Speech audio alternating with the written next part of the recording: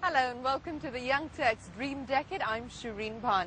Over the next 30 minutes, we travel the length and breadth of the country to bring you India's hottest young entrepreneurs. That's on Young Turks on the Road.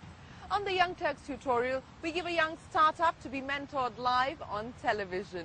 And on the YT Buzz, we tell you about everything that's hot and happening in the world of entrepreneurship. So get a quick glimpse of what we have lined up.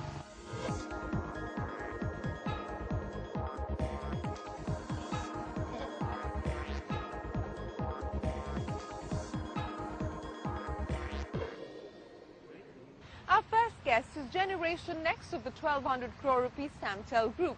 Puneet Kaura decided to spread the company's wings and get into the avionics business. Today, SDS is the manufacturer of high-end technology that caters to military applications as well as avionics in the domestic market as well as internationally. He hopes SDS will touch revenues of 100 crore rupees this year. We send Shruti on the road to find out more about Puneet Kaura and SDS.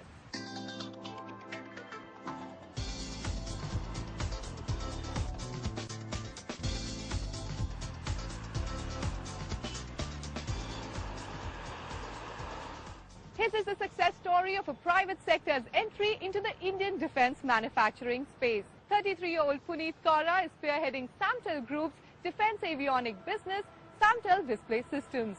Launched in 2004, SDS manufactures cockpit displays and systems for military and commercial aircrafts. Here's Puneet Kaura's story. He is on the runway to success. Gen Next of the 1,200 crore rupee Samtel Group, Puneet Kaura decided to display his mettle by foraying into the defense avionics space. A graduate from Bentley College in US, Puneet returned to India in 2004 after a stint at Samtel Electron Devices in Germany. We caught up with him to know more about his attempt to diversify the offerings of Samtel. Puneet's foray into avionics started with the signing up of an MOU with the Defense Research and Development Organization in 2004 to develop indigenous technology for cockpit displays for Sukhoi aircraft. Today, SDS is the only private company in India that manufactures avionics products and equipment for military as well as commercial aircraft.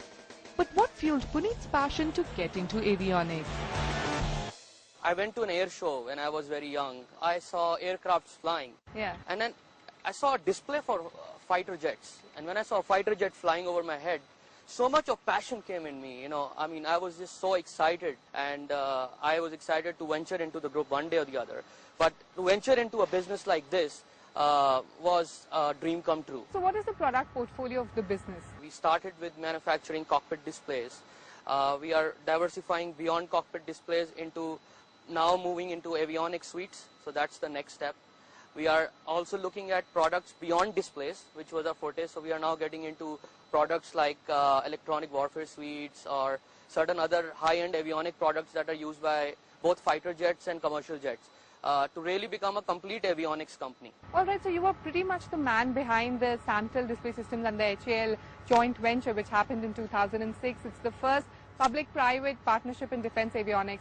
How has the joint venture helped your company grow forward? This joint venture was really our first brick, as I may say it, into the defense world. Yes. Samtel HAL Display Systems is a company which is required to manufacture cockpit displays for different HAL programs, both fighter jets, they have some civilian programs, civilian helicopters. Our whole idea behind this is to create a center of excellence in this country which would manufacture cockpit displays for all platforms, all Indian platforms. So what is the kind of demand that you see for defense and aviation products in the country? What is the potential for growth? Defense in per se, Indian government is planning to spend about $100 billion over the next 5 years in capital acquisition.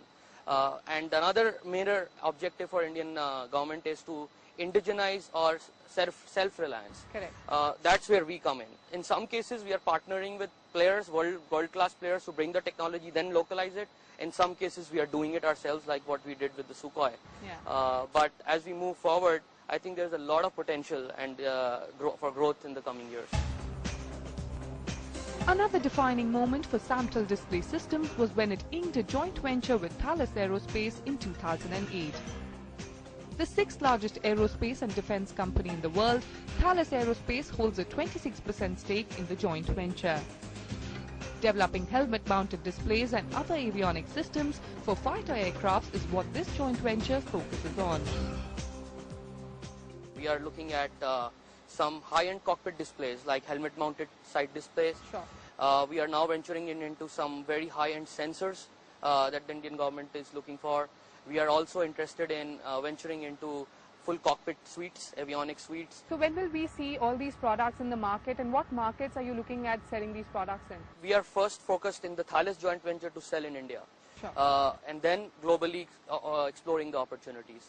Some of it is in the pipeline. We expect to start production in that joint venture next year. Samtel Display Systems currently accounts for about 10% of the group's turnover, and you plan to take it to 50% in the next 5 years. So how do you propose to do that? The Indian defense market is growing. We have some of the best partners in the world to bring this technology into the country. And then there are offsets which will encourage a lot of global players to buy back from India. And when all that is combined, I think that's a very reasonable goal to have. All right, with the new defense procurement policy, what is the kind of business that you expect to do? You know, defense per se, offset is ranging between 30% to 50% Sure. on the deal. It's known we are partners with the Mirage 2000 upgrade with Thales. We are partnered with a lot of US pursuits like the P-8 with Boeing, some more programs with Lockheed Martin. So some global majors are already tying up with us for different pursuits. And we are now engaged in defining the work scope. As these programs are unfolding, the work will start. Some of it will kickstart this year and some will come in next year. So what are the kind of product lines that you expect will do good business with the offsets coming in? Displays is one, which is our forte. We are diversifying into new defense avionic products. Then the next step is to go beyond just LRUs but to a system manufacturing. That means full systems, full avionic suites, or larger systems like integrating the radars or some other more complicated avionics. Through strong partnerships worldwide, STS has built a robust long-term growth plan.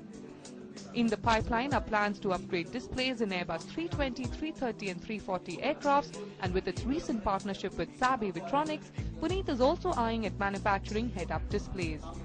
Looking at grossing revenues of 100 crore rupees this year, Puneet hopes to touch the 500 crore rupee mark by 2016.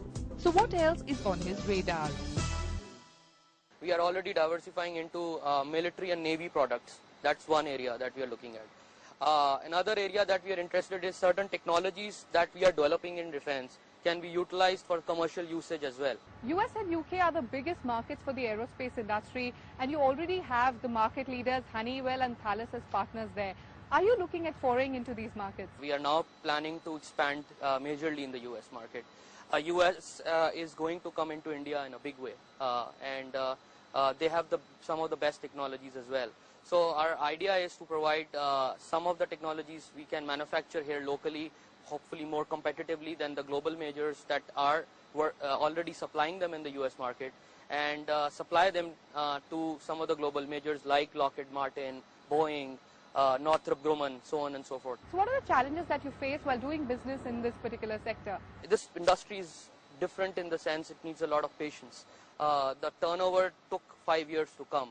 Sure. It does not happen overnight. There's a lot of misconceptions, defense being a global space. If you venture in today, you get a turnover the next year. It does not happen. It takes its own sweet time to mature a product, to mature your processes, to mature your project management, to start delivering to the aerospace standards, which is really the epitome. And those are the real challenges which I think we encountered, and we are working on improving them further as we move on to some larger projects. You aspire also to be the front runners in the aerospace industry. How do you plan to do that? Aerospace industry is very wide. Avionics is just one part of it. I think anywhere between 25 to 35% of the value of an aircraft is avionics. And we are really working on that space right now. Engines and mainframe and all that is not what we are interested in. We are expanding the product portfolio. We are expanding the depth of our technology. That is the main focus for us. And once we do that, I think a very large portion of that 35% of an aircraft can be captured by us. All right, Puneet, we hope you spread your wings far and wide. Thank you very much for joining us on Young Turks. Thank you, Shruti. Puneet, do log on to our Facebook page and share your story of being a second-generation entrepreneur and diversifying into a new business. Thanks very much for sharing your story with us. Time for us to take a break, but when we return, from Clip to Click, a company that claims to manage all your data on the web. Clito in a Young Turks tutorial with Saurabh Srivastava.